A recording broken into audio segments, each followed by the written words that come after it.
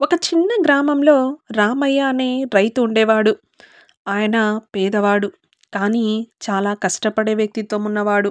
పొలాన్ని చూసుకోవడం అంటే ఆయనకు చాలా అభిమానం ఉండేది. కానీ ఆయన పొలం పక్కనే ఒక పెద్ద రాతి గోడ ఉండేది. దానిని ఎవ్వరూ కదలించలేకపోయారు.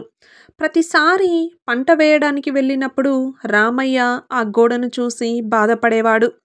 ఈ గోడ లేకపోతే నా పొలం పెద్దదయ్యేది కదా అనుకునేటటువంటి వాడు. ఇది పొలానికి మధ్యలో చాలా అడ్డంగా ఉంది అని కూడా బాధపడేటటువంటి వాడు. గ్రామస్తులు రామయ్యను చూసి నవ్వుతూ ఇలా చెప్పారు. అది పాత రాయి గోడ రామయ్య.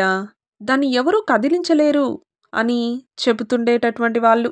కానీ రామయ్య మాత్రం మనసులో ఒక గట్టి నిర్ణయాన్ని తీసుకున్నాడు.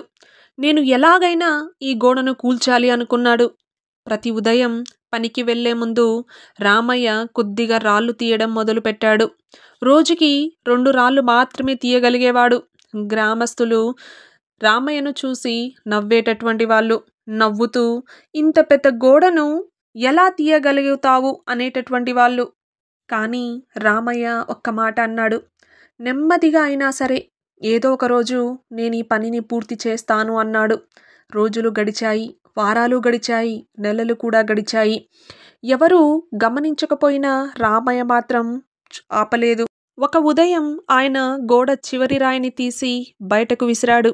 గోడ పూర్తిగా కూలిపోయింది. ఆ పొలాన్ని చూసి గ్రామస్తులు ఆశ్చర్యపోసాగారు.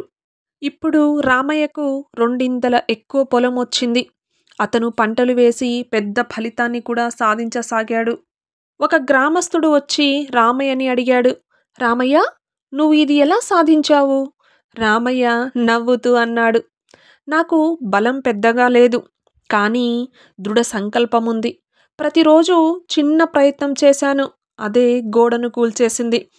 జీవితంలో మన ముందున్న గోడను అవి కష్టాలు, విఫలాలు, నిరుత్సాహాల రూపంలో ఉండవచ్చు. కానీ మనం ఆగకపోతే, ప్రతిరోజు చిన్న అడుగు వేస్తే ఒకరోజు ఆ గోడలు కూలిపోతాయి. రామయ్యలాగా మనం కూడా మన విజయ పొలంను పొందగలుగుతాము.